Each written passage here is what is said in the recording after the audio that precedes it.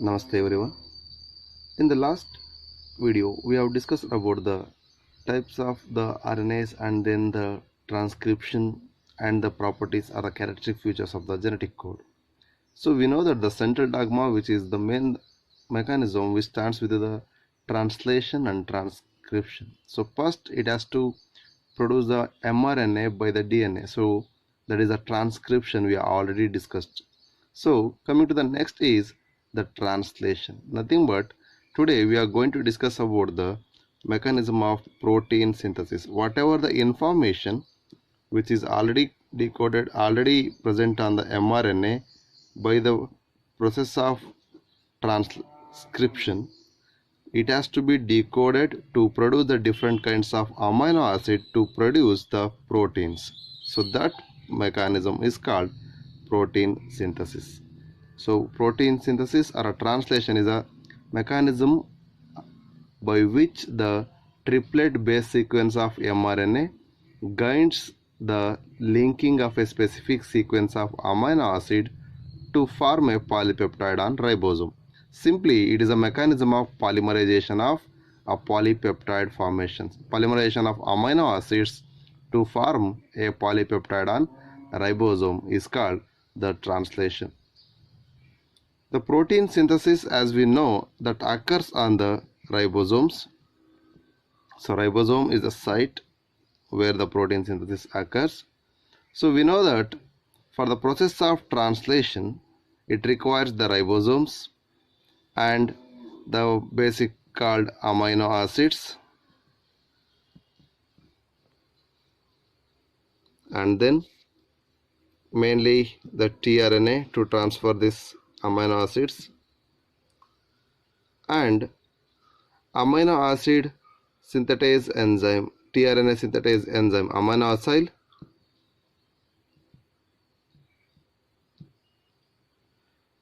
tRNA synthetase enzyme. Likewise, some of the enzymes are required in the process of translation. So these are the requirements for the process of the protein synthesis, that is the ribosome, amino acid, tRNA, and some of the enzymes. So the translation is the mechanism which occurs in three steps. One is activation of amino acid. Second one, charging of tRNA. In NCERT, we can see both the steps are together, amino acylation or charging of tRNA. ಇವೆರಡು ಸ್ಟೆಪ್ಪನ್ನು ಸೇರಿಸಿ NCERT ಅಲ್ಲಿ ಒಂದೇ step ಅಂತ ಹೇಳಿದ್ದಾರೆ. So ತೊಂದರೆ ಇಲ್ಲ, but ನಾನು ಇದು ಸ್ಟೆಪ್ ಬೈ ಸ್ಟೆಪ್ ಮಾತಾಡ್ತಿದ್ದೀನಿ. So charging of tRNA, and then we come across with the main, the translation.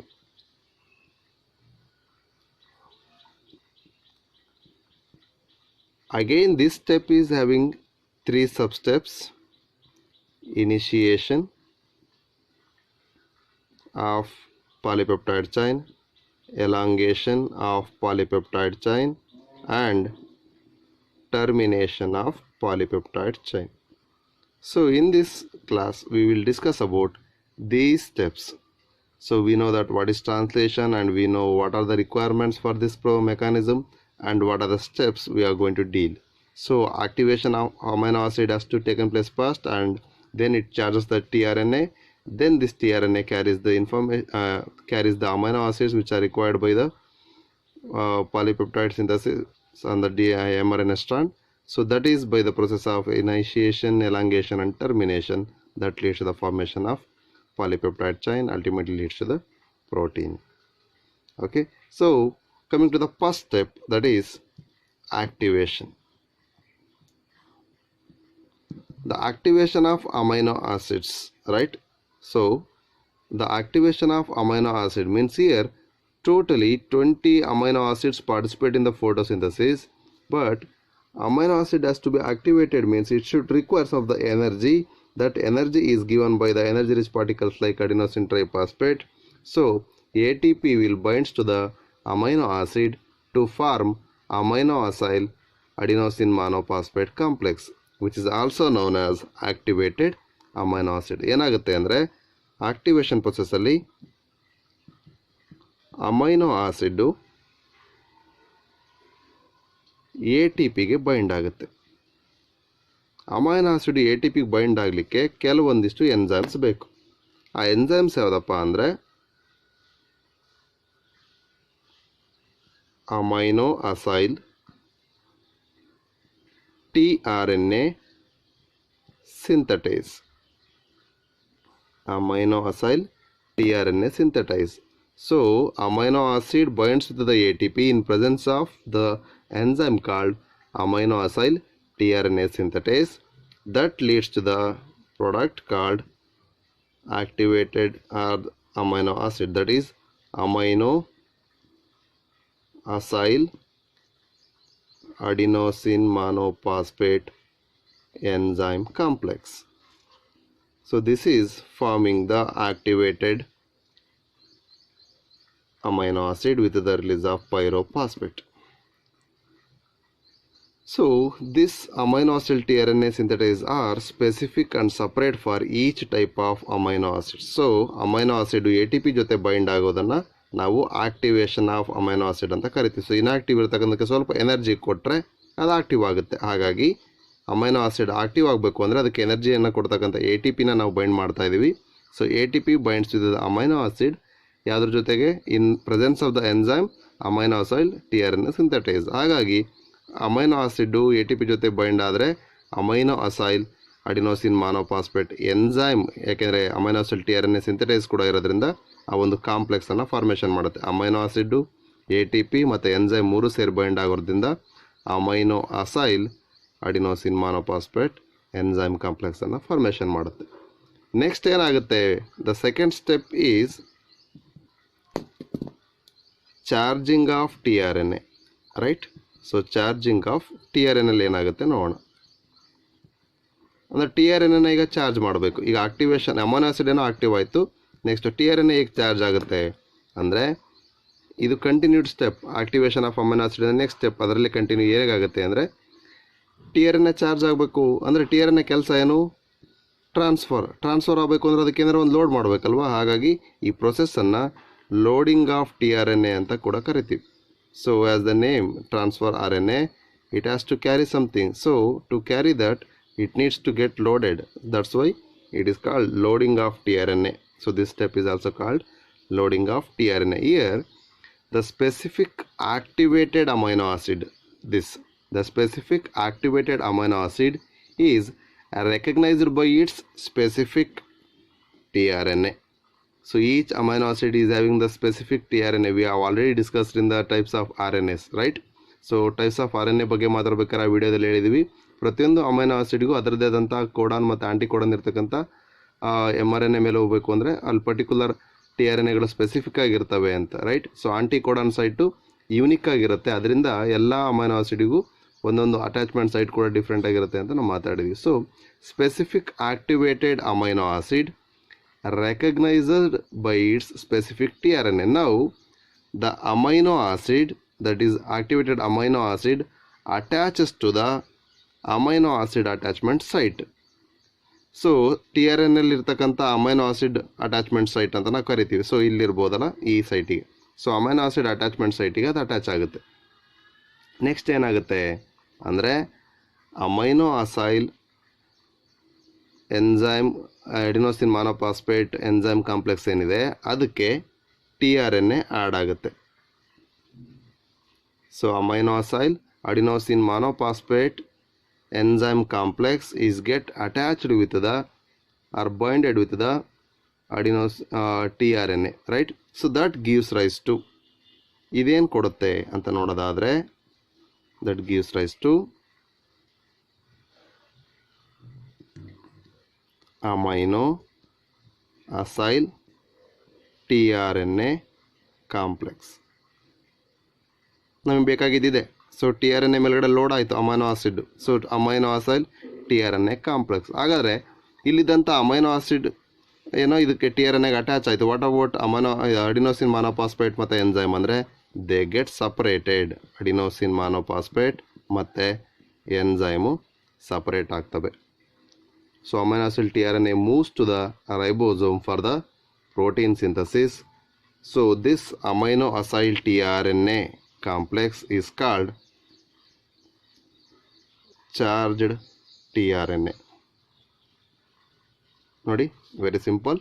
ಈ ಎರಡು ಸ್ಟೆಪ್ಪಲ್ಲಿ ಆಗ್ತಕ್ಕಂಥದ್ದು ಏನಪ್ಪ ಅಂದರೆ, ಒಂದು ಅಮೈನೋ ಆಸಿಡ್ ATP ಜೊತೆ ಬೈಂಡ್ ಆಗಿ ಆಕ್ಟಿವೇಟೆಡ್ ಅಮೈನೋ ಆಸಿಡನ್ನು ಕೊಡುತ್ತೆ. ಆ ಆಕ್ಟಿವೇಟೆಡ್ ಅಮೈನೋ ಆಸಿಡ್ಗೆ tRNA ಬೈಂಡ್ ಆಗಿ ಅದು ಚಾರ್ಜ್ tRNAನ ಫಾರ್ಮೇಷನ್ ಮಾಡುತ್ತೆ. ಇಷ್ಟು ಸಿಂಪಲಾಗಿ ನಿಮಗೆ NCERT ಹೇಳಿದ್ದಾರೆ. ನಾನು ಅದನ್ನು ಯಾವುದ್ಯಾವುದು ಅಂತ ಇನ್ ಡೀಟೇಲಾಗಿ ಮಾತಾಡ್ತಾ ಬಂದಿದ್ದೀನಿ. ಎಂಜೈಮ್ ಯಾವುದು, ಆ ಆಕ್ಟಿವೇಟೆಡ್ ಫಾರ್ಮಿಗೆ ಏನಂತ ಕರಿತೀವಿ ಅನ್ನೋದು ಕೂಡ ನಾನು ಡೀಟೇಲಾಗಿ ಮಾತಾಡಿದ್ದೀನಿ. That's it. ಸೊ ಕನ್ಫ್ಯೂಸ್ ಆಗೋ ಅವಶ್ಯಕತೆ ಇಲ್ಲ.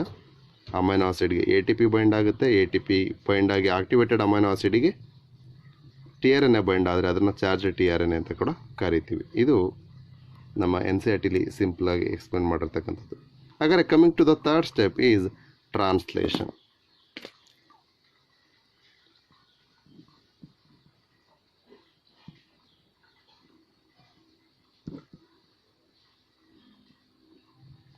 ಸೊ ಟ್ರಾನ್ಸ್ಲೇಷನ್ನಲ್ಲಿ ಏನಾಗುತ್ತೆ, ಆಲ್ರೆಡಿ ಹೇಳಿದ್ದೀವಿ ಟ್ರಾನ್ಸ್ಲೇಷನಲ್ಲಿ 3 ಸ್ಟೆಪ್ ಇದೆ ಅಂತ. ಅದರಲ್ಲಿ initiation of polypeptide chain is a first sub step, and then elongation and then termination. So let us deal in detail about this initiation. NCERT ಥರ ಸಮಪ್ ಮಾಡೋದಾದರೆ ಫಸ್ಟಿಗೆ ಹೇಳ್ಬಿಡ್ತೀನಿ NCERTಲಿ ಯಾವ ರೀತಿ ಕೊಟ್ಟಿದ್ದೀವಿ ಅಂತ. ಸೊ NCERT ಪ್ರಕಾರ ನಾವು ಏನು ಮಾಡ್ತೀವಿ ಇಲ್ಲಿ ಹೇಳೋದಾದರೆ ಸಿಂಪಲಾಗಿ ಇನಿಷಿಯೇಷನಲ್ಲಿ ಏನಾಗುತ್ತೆ ಅಂದರೆ, ಈ ಚಾರ್ಜ್ tRNA mRNA ಸ್ಟ್ಯಾಂಡಲ್ಲಿರ್ತಕ್ಕಂಥ ಇನಿಷಿಯೇಟರ್ ಕೋಡಾನ್ಗೆ ಹೋಗಿ ಬೈಂಡ್ ಆಗುತ್ತೆ. ಸೊ ಇದರಲ್ಲಿ tRNAಲಿ ಆಂಟಿಕೋಡಾನ್ ಸೈಟ್ ಇದೆಯಲ್ಲ, ಸೊ ಈ ಆಂಟಿಕೋಡಾನ್ ಸೈಟ್ ಏನಾಗುತ್ತೆ ಅಂದರೆ ನೋಡಿ, ಆಂಟಿಕೋಡಾನ್ ಸೈಟು AUG ಅಂದರೆ ಇನಿಷಿಯೇಟರ್ ಕೋಡಾನಿಗೆ ಹೋಗ್ಬಿಟ್ಟು ಬೈಂಡ್ ಆಗುತ್ತೆ. ಸೊ tRNA ಇಲ್ಲಿರ್ತಕ್ಕಂಥದ್ದು ಇದು ಅಡಿನೋಸಿನ್ AUGಗೆ ಬೈಂಡ್ ಆಗೋದ್ರಿಂದ ಇನಿಷಿಯೇಟ್ ಆಗುತ್ತೆ. ಅದು ಇನಿಷಿಯೇಟ್ ಆದಾಗ ರೈಬೋಸೋಮಿನ ಲಾರ್ಜರ್ ಸಬ್ ಯೂನಿಟು ಒಂದು ಕೆಲಸ ಮಾಡಿದರೆ ರೈಬೋಸೋಮಿನ ಸ್ಮಾಲರ್ ಸಬ್ ಯೂನಿಟು ಒಂದು ಕೆಲಸ ಮಾಡುತ್ತೆ. ಸೊ ಸ್ಮಾಲರ್ ಸಬ್ ಯೂನಿಟಲ್ಲಿ mRNAನ ಸ್ಲೈಡ್ ಮಾಡ್ತಾ ಹೋದರೆ ಲಾರ್ಜರ್ ಸಬ್ ಯೂನಿಟಲ್ಲಿ 3 ಸೈಟ್ಗಳು ಓಪನ್ ಆಗ್ತವೆ. ಇದು ಅಮೈನೋ ಆಸಿಡ್ ಸೈಟು, ಅಂದರೆ ಪಾಲಿಪೆಪ್ಟೈಡ್ ಸೈಟು ಮತ್ತು ಎಕ್ಸಿಟ್ ಸೈಟು APE, EPA 3 ಸೈಟ್ಗಳು ಲಾರ್ಜರ್ ಸಬ್ ಯೂನಿಟ್ ಆಫ್ ರೈಬೋಸೋಮಲ್ಲಿ ನೋಡ್ಬೋದು. ಸೊ ಅದೇನಾಗುತ್ತೆ ಅಂದರೆ AUG ಜೊತೆ ಬೈಂಡ್ ಆದ ತಕ್ಷಣ ಅದು ಮಿಥಿಯೋನನ್ನು ಫಾರ್ಮೇಷನ್ ಮಾಡಲಿಕ್ಕೆ ಸ್ಟಾರ್ಟ್ ಆಗುತ್ತೆ ಆ್ಯಂಡ್ ಇನಿಷಿಯೇಟನ್ನು ಮಾಡುತ್ತೆ. ಹೀಗೆ ಅದು ನೆಕ್ಸ್ಟ್ ಬರ್ತಕ್ಕಂಥ ಅಮೈನೋ ಆಸಿಡ್ ಜೊತೆ ಪೆಪ್ಟೈಡ್ ಬಾಂಡ್ ಮೂಲಕ ಬೈಂಡ್ ಆಗ್ತಾ ಒಂದೊಂದೇ tRNAಗಳು ಇಲ್ಲಿ ಸಪ್ರೇಟ್ ಆಂಟಿಕೋಡಾನ್ ಸ್ಪೆಸಿಫಿಕ್ ಆಗಿರ್ತಕ್ಕಂಥವು ಬಂದ್ಬಿಟ್ಟು ಇಲ್ಲಿರ್ತಕ್ಕಂಥ mRNA ಕೋಡಾನ್ ಮೇಲೆ ಬೈಂಡ್ ಆಗ್ತಾ ಹೋಗ್ತವೆ. ಸೊ ಕಾಂಪ್ಲಿಮೆಂಟ್ರಿ ಬೇಸ್ ಪೇರ್ಸ್ ಯಾವಿರ್ತಾವೆ ಮ್ಯಾಚ್ ಆಗ್ತಾ ಹೋದಾಗೆ ಅದರಲ್ಲಿರ್ತಕ್ಕಂಥ ಇನ್ಫಾರ್ಮೇಷನ್ನು ಡಿಕೋಡ್ ಆಗ್ತಾ ಹೋಗುತ್ತೆ. ಅಲ್ಟಿಮೇಟ್ಲಿ ಅಲ್ಲಿ ಇನ್ನೊಂದು ಅಮೈನೋ ಆಸಿಡ್ ಅಟ್ಯಾಚ್ ಆಗುತ್ತೆ. ಲೈಕ್ ವೈಸ್ ಒಂದು ಅಮೈನೋ ಆಸಿಡ್ ಇನ್ನೊಂದು ಅಮೈನೋ ಆಸಿಡ್ ಅಟ್ಯಾಚ್ ಆಗ್ತಾ ಹೋದಾಗೆ ಅಲ್ಲಿ ಪಾಲಿಪೆಪ್ಟೈಡ್ ಫಾರ್ಮೇಷನ್ ಆಗ್ತಾ ಹೋಗುತ್ತೆ. 2 ಅಮೈನೋ ಆಸಿಡ್ ಮಧ್ಯದಲ್ಲಿರ್ತಕ್ಕಂಥ ಪೆಪ್ಟೈಡ್, ಈಗ ಭಾಳಷ್ಟು ಅಮೈನೋ ಆಸಿಡ್ ಮಧ್ಯದಲ್ಲಿ ಬಂದರೆ ಅದು ಪಾಲಿಪೆಪ್ಟೈಡ್. ಹಾಗಾಗಿ ultimately it forms the polypeptide chain ಅನ್ನು ಫಾರ್ಮೇಷನ್ ಮಾಡುತ್ತೆ ಪೆಪ್ಟೈಡ್ ಬಾಂಡ್ ಮೂಲಕ. ಅದು ಪ್ರೊಸೆಸಿಂಗ್ ಆದರೆ ನಮಗೆ ಸಿಗ್ತಕ್ಕಂಥದ್ದೇ ಪ್ರೋಟೀನ್. ಬಟ್ ಇದು ಯಾವಾಗ ಎಂಡ್ ಆಗುತ್ತೆ ಅಂದರೆ ಟರ್ಮಿನೇಷನ್ ಪ್ರೊಸೆಸ್ ಆಗಬೇಕು. ಅಂದರೆ ನಾವಿಲ್ಲಿ ನೋಡಿದ್ವಿ ಇನಿಷಿಯೇಷನ್ ಆಯಿತು AUG ಜೊತೆ ಬೈಂಡ್ ಆಗಿ, ಹಾಗೆ ಬೇರೆ tRNAಗಳು ಬಂದು ಅಟ್ಯಾಚ್ ಆಗ್ತಾ ಹೋದಾಗೆ ಇಲ್ಲಿ ನಮಗೇನು ಸಿಗ್ತಾ ಹೋಯಿತು, ಪರ್ಟಿಕ್ಯುಲರ್ ಆಗಿ ಬೇಕಾದಂಥ ಅಮೈನೋ ಆಸಿಡ್ ಚೈನ್ ಡೆವಲಪ್ ಆಗ್ತಾ ಹೋಯ್ತು, ಪಾಲಿಪೆಪ್ಟೈಡ್ ಚೈನು. ಹಾಗಾಗಿ ಚೈನ್ ಎಲಾಂಗೇಷನ್ ಆಯಿತು. ನೋಡಿ, 1 ಇತ್ತು, ದೆನ್ 2 ಆಯಿತು, 3-4 ಅಮೈನೋ ಆಸಿಡ್ ಅಟ್ಯಾಚ್ ಆದವು, then many amino acid get attached by the peptide bonds to form a polypeptide chain. Ultimately, when it gets the tRNA, gets the UAA or UGA or UAG, like the terminator codons, it stops the process of translation. That leads to the end of this process, right? So ಈ ರೀತಿಯಾಗಿ ಹೇಳಿದ್ದಾರೆ. So ಅದನ್ನು ನಾನು ಸ್ವಲ್ಪ in ಡೀಟೇಲಾಗಿ ಯಾವ್ಯಾವ factor bind ಆಗುತ್ತೆ, ಯಾವ ರೀತಿ ಅದು ಇದಾಗುತ್ತೆ ಅನ್ನೋದನ್ನ ಇನ್ ಡೀಟೇಲಾಗಿ ಸ್ವಲ್ಪ ಮಾತಾಡೋಣ. ಓಕೆ, ಸೊ ಇದಿಷ್ಟು NCERT ಪ್ರಕಾರ ಆಯಿತು. ಸ್ವಲ್ಪ ಇನ್ ಡೀಟೇಲಾಗಿ ಹೇಳೋದಾದರೆ initiation of polypeptide chain. Okay, in this step 30s and 50s units of ribosomes ನಮಗೆ ಬೇಕಾಗಿರ್ತಕ್ಕಂಥದ್ದು. ಆಮೇಲೆ GTP, magnesium ion, charged tRNA, mRNA and some initiation factors ಇವೆಲ್ಲ ನಮಗೆ ಬೇಕು. ಸೊ ನೋಡಿ, ನಮಗೆ ಇಲ್ಲಿ ಬೇಕಾಗಿರ್ತಕ್ಕಂಥದ್ದು ಇನಿಷಿಯೇಷನ್ ಪ್ರೊಸೆಸ್ಸಿಗೆ ಒಂದು ರೈಬೋಸೋಮ್, ಅದರಲ್ಲಿರ್ತಕ್ಕಂಥ 30s ಮತ್ತು 50s. ಓಕೆ, ದೆನ್ ಅಂದರೆ ರೈಬೋಸೋಮಿನ ಯೂನಿಟ್ಸ್ ಬೇಕು ಅಂತ ಅರ್ಥ. ಪ್ರೊಕ್ಯಾರಿಯೋಟ್ಸಲ್ಲಿ ಬೇರೆ ಇರುತ್ತೆ, ಯುಕ್ಯಾರಿಯೋಟ್ಸಲ್ಲೇ ಬೇರೆ ಇರುತ್ತೆ. ಆ ರೀತಿ ಬಂದಾಗ ರೈಬೋಸೋಮಿನ ಯೂನಿಟ್ಸ್ ಬೇಕು. GTP ಗ್ವಾನಸಿನ್ ಟ್ರೈಫಾಸ್ಫೇಟ್ ಮತ್ತು ನಮಗೆ ಮೆಗ್ನೀಷಿಯಮ್ ಅಯಾನ್ಸ್, ಚಾರ್ಜ್ಡ್ tRNA ಮತ್ತು ಮೆಸೆಂಜರ್ RNA ಬೇಕು. ಸೊ ಪ್ರೊಕ್ಯಾರಿಯೋಟ್ಸಲ್ಲಿ ಏನಾಗುತ್ತೆ ಅಂದರೆ, ಇನ್ ಪ್ರೊಕ್ಯಾರಿಯೋಟ್ಸ್ 3 ಇನಿಷಿಯೇಷನ್ ಫ್ಯಾಕ್ಟರ್ಸ್ನ ನಾವು ನೋಡ್ತೀವಿ. Initiation factor 1, initiation factor 2 and initiation factor 3 ಅಂತ ನೋಡ್ತೀವಿ. ಇವು 3 ಮುಗೀತು. ಆದರೆ ಯುಕ್ಯಾರಿಯೋಟ್ಸಲ್ಲಿ ಹಾಗಲ್ಲ. ಸೊ ಯುಕ್ಯಾರಿಯೋಟ್ಸಲ್ಲಿ ನಾವು ಬರೀ ಒಂದು RBC ಮೇಲ್ಗಡೆ ನೋಡಿದರೆ ನಮಗೆ ಮ್ಯಾಕ್ಸಿಮಮ್ ಅಂದರೂ ಒಂದು 10 ಸಿಗ್ತವೆ. So initiation factors in eukaryotes are more than 3. So ಪ್ರೊಕ್ಯಾರಿಯೋಟ್ಸಲ್ಲಿ ಬರೀ 3 ನೋಡಿದ್ವಿ, ಆದರೆ ಯುಕ್ಯಾರಿಯೋಟ್ಸಲ್ಲಿ ಅದಕ್ಕಿಂತ ಹೆಚ್ಚಾಗಿ ನೋಡ್ತೀವಿ. ಸೊ ಇನಿಷಿಯೇಟರ್ ಫ್ಯಾಕ್ಟರ್ನ ಮಿನಿಮಮ್ ಅಂದರೆ ಒಂದು 10 ಇನಿಷಿಯೇಟರ್ ಫ್ಯಾಕ್ಟರ್ನ RBC ಮೇಲ್ಗಡೆ ಐಡೆಂಟಿಫೈ ಮಾಡ್ಬೋದು. ಅವ್ಯಾವ್ಯಾವುದು ಅಂದರೆ initiation factor IF1, initiation factor IF2, initiation factor IF3, initiation factor IF4A, ಆಮೇಲೆ 4B, ಇದೇ ಥರ ಈ initiation factor IF4B, initiation factor IF4C, initiation factor IF4D, initiation factor IF ಅಂದರೆ ಯುಕ್ಯಾರಿಯೋಟ್ಸಲ್ಲಿ IF4F, IF5, ಇನ್ ಯುಕ್ಯಾರಿಯೋಟ್ ಇನಿಷಿಯೇಷನ್ ಫ್ಯಾಕ್ಟರ್ EF6 ಅನ್ನೋದನ್ನ indicate ಮಾಡುತ್ತೆ. So total EIF, EIF1, EIF2, EIF3, EIF4A, EIF4B, EIF4C, EIF4D, EIF4F, EIF5, EIF6 total 10 initiation ಫ್ಯಾಕ್ಟರ್ಸ್ನ ನಾವು ನೋಡಿದ್ವಿ. So initiation factors ಯಾಕೆ ಈ ಥರ ಇದ್ದಾವೆ ಅಂದರೆ, they are specific for specific protein. ಒಂದೊಂದು ಪ್ರೋಟೀನ್ ಫಾರ್ಮೇಷನ್ ಆಗಬೇಕು ಅಂದರೆ ಇನಿಷಿಯೇಷನ್ ಫ್ಯಾಕ್ಟರ್ ಒಂದೊಂದು ಸ್ಪೆಷಲ್ ಆಗಿ ಬೈಂಡ್ ಆಗಿರ್ತವೆ, ಸ್ಪೆಸಿಫಿಕ್ ಆಗಿ ಬೈಂಡ್ ಆಗ್ತವೆ. ಯಾವ ಇನಿಷಿಯೇಷನ್ ಫ್ಯಾಕ್ಟರ್ ಬೈಂಡ್ ಆಗುತ್ತೆ ಅಲ್ಲಿ ಆ ಒಂದು ಪರ್ಟಿಕ್ಯುಲರ್ ಪ್ರೋಟೀನ್ ಫಾರ್ಮೇಷನ್ ಆಗುತ್ತೆ. ಸೊ ಇಲ್ಲಿ ಇನಿಷಿಯೇಷನನ್ನು ಪ್ರಮೋಟ್ ಮಾಡ್ತಕ್ಕಂಥವು ಯಾವಪ್ಪ ಅಂದರೆ ಇವೆ, this initiation factors and the energy rich molecules, these two promotes the initiation mechanism. Okay, so ಇಲ್ಲೇನಾಗುತ್ತೆ, ಇವು both the subunits of ribosome get separated with the initiation factor 3. Okay, larger ಯಾವುದು smaller ಯಾವುದು ಅಂತ clear ಆಗಿ ಗೊತ್ತಾಗುತ್ತೆ. ಹಾಗಾದರೆ ಅವುಗಳೆಲ್ಲ ಹೇಗೆ ಸ್ಪೆಷಲಾಗಿ identify ಮಾಡ್ತವೆ ಅನ್ನೋದು ನೋಡೋದಾದರೆ, ಪ್ರೊಕ್ಯಾರಿಯೋಟ್ಸಲ್ಲಿ ಶೈನ್ ಡೆಲ್ಗಾರ್ನೋ ಸೀಕ್ವೆನ್ಸ್ ಅಂತ ಕರಿತೀವಿ. ಶೈನ್ ಡೆಲ್ಗಾರ್ನೋ ಸೀಕ್ವೆನ್ಸ್ ಅಂತ ಕರಿತೀವಿ. ಅಂದರೆ mRNA ಮೇಲ್ಗಡೆ ಇದೇನಾಗಿರುತ್ತೆ ಅಂದರೆ ಇನಿಷಿಯೇಷನ್ ಫ್ಯಾಕ್ಟರ್ ಅಂದರೆ AUG ಅಥವಾ ಏನಿದೆ ಅದಕ್ಕಿಂತ ಮೊದಲು 12 ಬೇಸ್ ಪೇರ್ಸ್ಗಿನ ಮೊದಲು, ಅಂದರೆ ಅದಕ್ಕಿಂತ ಹಿಂದೆ, ಈಗ ಫಾರ್ ಎಕ್ಸಾಂಪಲ್ ಇಲ್ಲಿ AUG ಇದೆ ಅಂದರೆ ಇದಕ್ಕಿಂತ ಹಿಂದೆ 12 ಬೇಸಸ್ ಹೋದರೆ ನಮ್ಗೆ ಅಲ್ಲೊಂದು 8 ಬೇಸ್ ಇರ್ತಕ್ಕಂಥ ಒಂದು ಸೀಕ್ವೆನ್ಸ್ ಸಿಗುತ್ತೆ. ಆ ಸೀಕ್ವೆನ್ಸೇ ಶೈನ್ ಡೆಲ್ಗಾರ್ನೋ ಸೀಕ್ವೆನ್ಸ್. ಅದಕ್ಕೆ ಕಾಂಪ್ಲಿಮೆಂಟ್ರಿ ಇರ್ತಕ್ಕಂಥದ್ದು ಆಂಟಿ ಶೈನ್ ಡೆಲ್ಗಾರ್ನೋ ಸೀಕ್ವೆನ್ಸ್. ಇದನ್ನು SD ಸೀಕ್ವೆನ್ಸ್ ಅಂತ ಕರೆದ್ರೆ ಇದನ್ನು ASD ಸೀಕ್ವೆನ್ಸ್ ಅಂತ ಕರಿತೀವಿ. ಸೊ ಇದೇನಾಗುತ್ತೆ ಅಂದರೆ ನಮ್ಮ ರೈಬೋಸೋಮಲ್ಲಿರ್ತಕ್ಕಂಥ ಸಬ್ ಯೂನಿಟ್ಸ್ಗಳನ್ನ ಐಡೆಂಟಿಫೈ ಮಾಡಲಿಕ್ಕೆ ಹೆಲ್ಪ್ ಮಾಡುತ್ತೆ. So smaller sub unit identify ಮಾಡಲಿಕ್ಕೆ ನಮಗೆ ಮೇನಾಗಿ ಹೆಲ್ಪ್ ಮಾಡುತ್ತೆ. ಇದೇ ರೀತಿ ಪ್ರೊಕ್ಯಾರಿಯೋಟ್ಸಲ್ಲಿ ಹೇಗಾಗುತ್ತೋ ಹಾಗೆ ಯುಕ್ಯಾರಿಯೋಟ್ಸಲ್ಲಿ ನಾವು ನಿನ್ನೆ ಮಾತಾಡೋದ್ವಲ್ಲ, ಕ್ಯಾಪಿಂಗ್ 7-ಮಿಥೈಲ್ ಗ್ವಾನಿಲಿಕ್ ಆಸಿಡ್, ಇದು ನಮಗೇನು ಮಾಡುತ್ತೆ ಅಂದರೆ ಯುಕ್ಯಾರಿಯೋಟ್ಸಲ್ಲಿ ಐಡೆಂಟಿಫೈ ಮಾಡೋಕ್ಕೆ ಹೆಲ್ಪ್ ಮಾಡುತ್ತೆ. ಪ್ರೊಕ್ಯಾರಿಯೋಟ್ಸಲ್ಲಿ SD ಮತ್ತು ASD ಅಂದರೆ ಶೈನ್ ಡೆಲ್ಗಾರ್ನೋ ಸೀಕ್ವೆನ್ಸ್ ಮತ್ತು ಆಂಟಿ ಶೈನ್ ಡೆಲ್ಗಾರ್ನೋ ಸೀಕ್ವೆನ್ಸ್ ಹೆಲ್ಪ್ ಮಾಡಿದ್ರೆ ಯುಕ್ಯಾರಿಯೋಟ್ಸಲ್ಲಿ 7-ಮಿಥೈಲ್ ಗ್ವಾನಸಿನ್ ಕ್ಯಾಪ್ ಹೆಲ್ಪ್ ಮಾಡುತ್ತೆ. ಓಕೆ, ಸೊ 7-ಮಿಥೈಲ್ ಗ್ವಾನಸಿನ್ ಜೊತೆಗೆ 18S RNA ಕೂಡ ಇಲ್ಲಿ ಹೆಲ್ಪ್ ಮಾಡುತ್ತೆ ಬೈಂಡ್ ಆಗಲಿಕ್ಕೆ. RNA ಹೆಲ್ಪ್ ಮಾಡುತ್ತೆ. ಸೊ ಇದನ್ನು ಸಿಂಪಲಾಗಿ ಹೇಳೋದಾದರೆ ಸ್ಮಾಲ್ ಸಬ್ ಯೂನಿಟ್ ಅಂದರೆ 30S ಅಥವಾ ಯಾವುದಾದ್ರು ಒಂದು ಸ್ಮಾಲ್ ಸಬ್ ಯೂನಿಟ್ ಅಂತ ಅನ್ಕೊಳ್ಳೋಣ. Sub unit of ribosome with the mRNA schematic represent ಮಾಡೋದಾದರೆ IF3 ಮೆಗ್ನೀಷಿಯಮ್ ಅಯಾನ್ ಪ್ರೆಸೆನ್ಸಲ್ಲಿ ಇಲ್ಲಿರ್ತಕ್ಕಂಥ ಯೂನಿಟ್ಟು ಸಬ್ ಯೂನಿಟ್. ಈಗ ಫಾರ್ ಎಕ್ಸಾಂಪಲ್ 30 ಅಂತಲೇ ತಗೊಂಬೋಣ, ತೊಂದರೆ ಇಲ್ಲ. 30S ಸಬ್ ಯೂನಿಟ್, ಇದು 30S ಸಬ್ ಯೂನಿಟ್ ಏನಾಗುತ್ತೆ, mRNA ಜೊತೆ ಕಾಂಪ್ಲೆಕ್ಸನ್ನು ಫಾರ್ಮೇಷನ್ ಮಾಡುತ್ತೆ. That forms mRNA complex. Okay, next ಇದೇನಾಗುತ್ತೆ ಅಂದರೆ ಫಾರ್ಮೈಲ್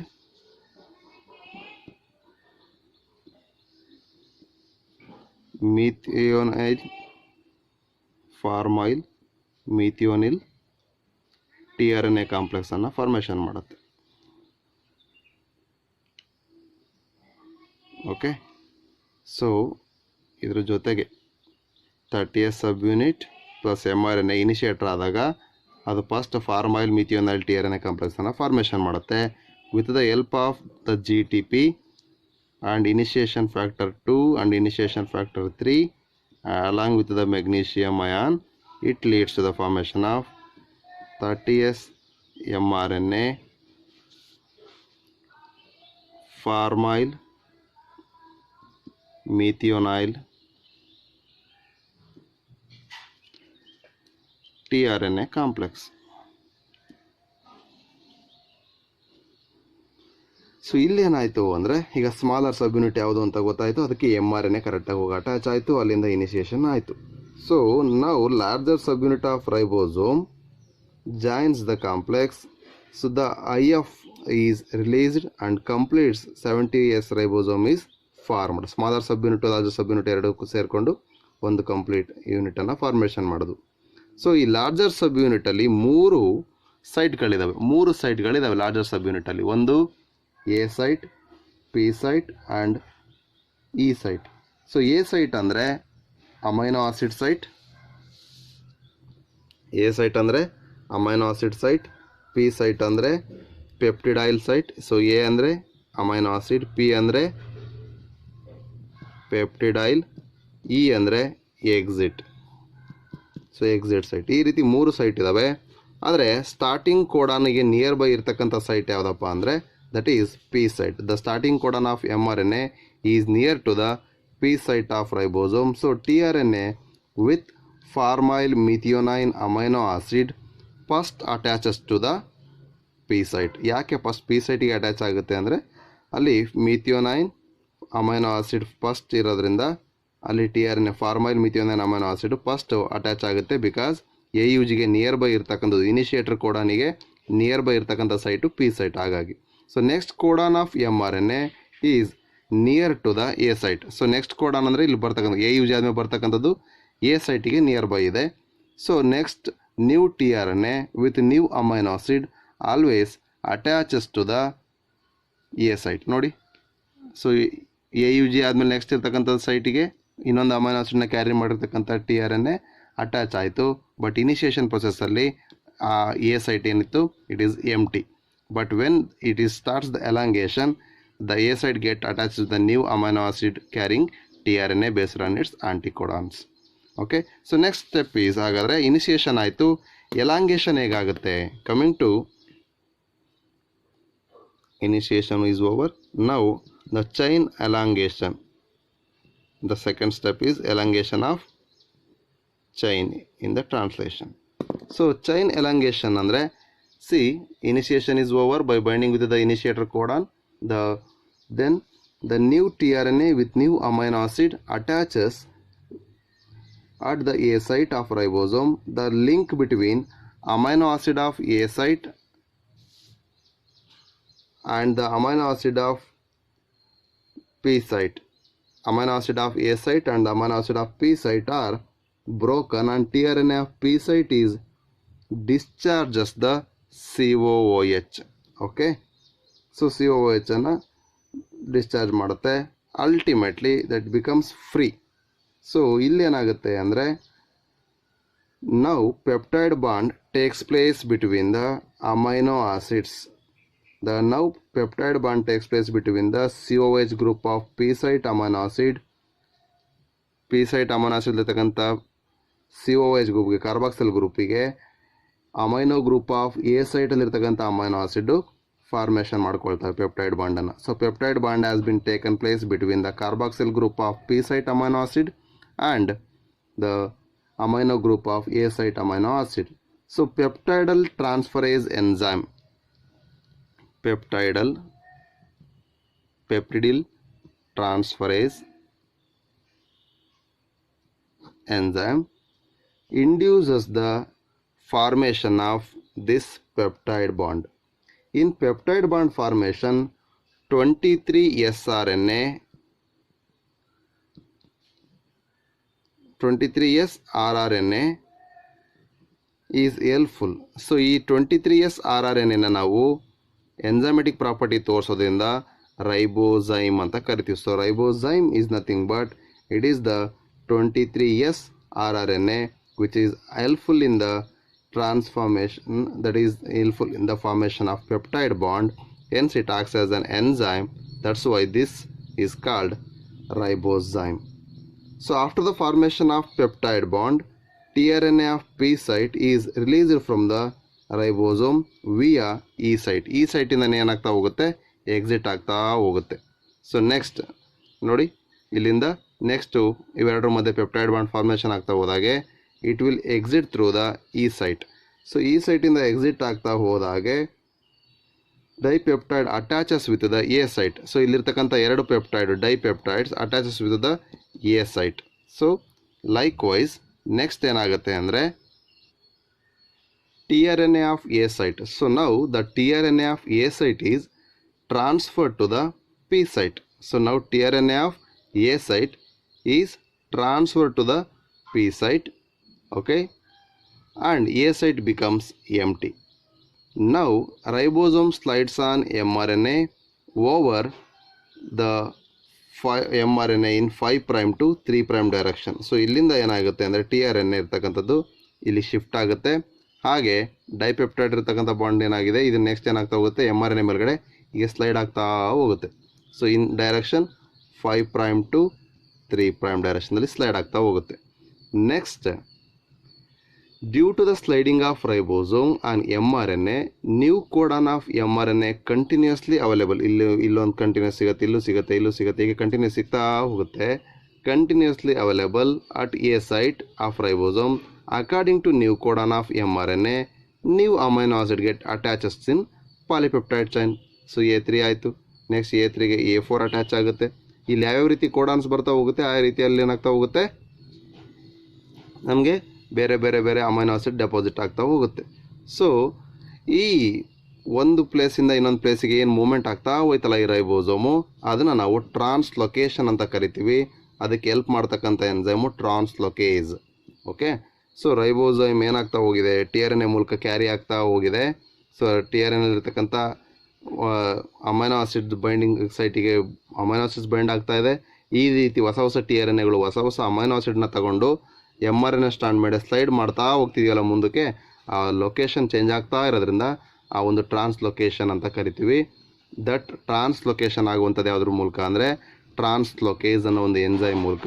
that is helpful in movement of ribosome. So ಇದಕ್ಕೆ GTP ಏನು ಮಾಡುತ್ತೆ ಅಂದರೆ ಗ್ವಾನೋಸಿನ್ ಟ್ರೈಫಾಸ್ಫೇಟ್ ಎನರ್ಜಿಯನ್ನು ಪ್ರೊವೈಡ್ ಮಾಡುತ್ತೆ ಸ್ಲೈಡಿಂಗ್ ಆಗಲಿಕ್ಕೆ. Okay, in the elongation process some protein factors are also helpful which are known as elongation factors.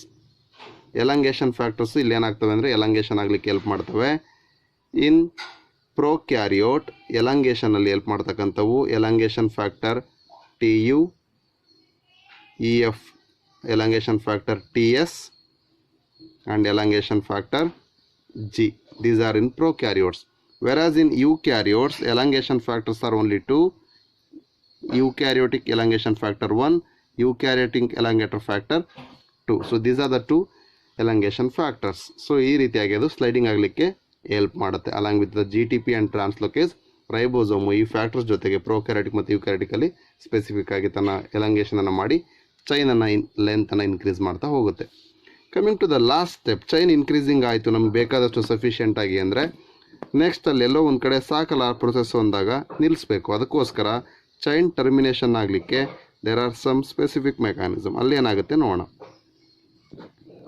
Chain termination is occurs as like as the due to the sliding of ribosome over the mRNA when any nonsense codon. ನಾವು ನಿನ್ನೆ ಮಾತಾಡಿದ್ದೀವಿ codon ಹೇಳಬೇಕಾದ್ರೆ ಪ್ರಾಪರ್ಟೀಸಲ್ಲಿ. ನಾನ್ sense codons ಅಂದರೆ they are only terminator codons. They are UAG, UGA and UAA.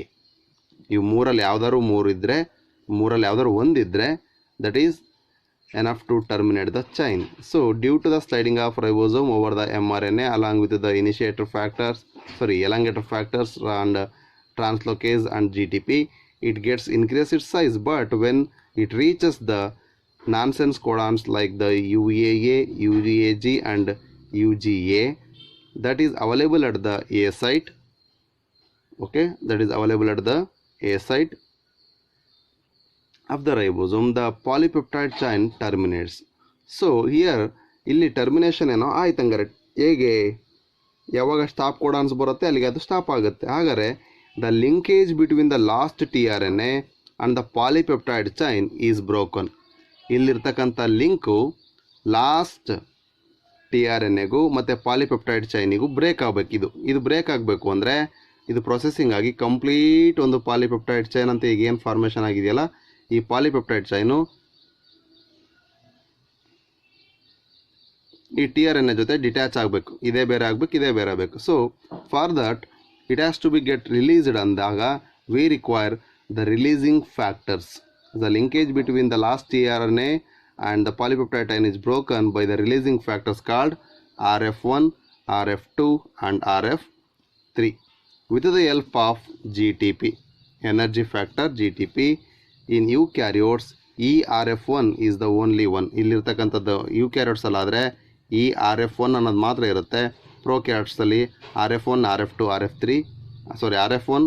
RF3 are the releasing factor, whereas in eukaryote ERF1, eukaryotic releasing factor 1 is only present.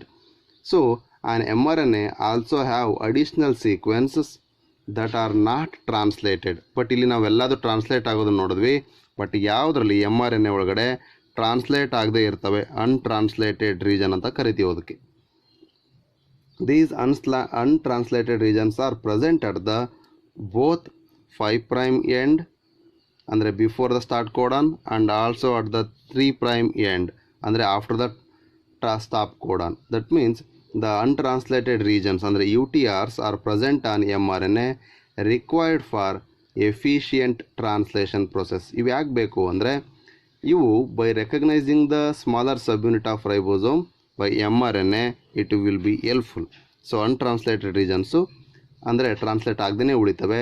Starting ಕೋಡನ್ಗಿನ ಮೊದಲೂ ಇರ್ತವೆ, stop ಕೋಡನ್ಗಿನ ನಂತರ ಕೂಡ ಇರ್ತವೆ ಅಂತ ಹೇಳಿದ್ದಾರೆ. So ಇಲ್ಲಿಗೆ polypeptide chain tRNA ಇಂದ detach ಆಗಿ releasing factor ಮೂಲಕ ಮತ್ತು GTP ಮೂಲಕ ಹೊರಗಡೆ ಬರ್ತವೆ. ಅಲ್ಟಿಮೇಟ್ಲಿ ಟ್ರಾನ್ಸ್ಕ್ರಿಪ್ಷನ್ ಅನ್ನೋ ಪ್ರೊಸೆಸ್ಸು ನ್ಯೂಕ್ಲಿಯಸ್ ಒಳಗಡೆ ಆಯಿತು. ಅಲ್ಲಿಂದ ಬಂದಂಥ mRNA ಟ್ರಾನ್ಸ್ಲೇಷನ್ ಅನ್ನೋ ಒಂದು ಪ್ರೊಸೆಸನ್ನು ಸೈಟೋಪ್ಲಾಸ್ಮಾದಲ್ಲಿ ಮಾಡ್ತದೆ. ಸೊ ಸೈಟೋಪ್ಲಾಸ್ಮಾದಲ್ಲಿ ಮಾಡಿ ಕಂಪ್ಲೀಟ್ ನಮಗೆ ಬೇಕಾಗಿರ್ತಕ್ಕಂಥ ಪ್ರೋಟೀನನ್ನು ರೈಬೋಸೋಮ್ ಮೇಲ್ಗಡೆ ಪ್ರೊಡ್ಯೂಸ್ ಮಾಡುತ್ತೆ. ಅದು ಪೋಸ್ಟ್ ಟ್ರಾನ್ಸ್ಲೇಷನ್ ಪ್ರೊಸೆಸ್ ಆಗಿ ಎಂಡೋಪ್ಲಾಸ್ಮಿಕ್ ರೆಟಿಕ್ಯುಲಮ್ ಮೂಲಕ ಮತ್ತು ಬೇರೆ ಬೇರೆ ಕಡೆ ಅದು ಸಪ್ಲೈ ಆಗುತ್ತೆ. So likewise the protein is get synthesized by the process called translation.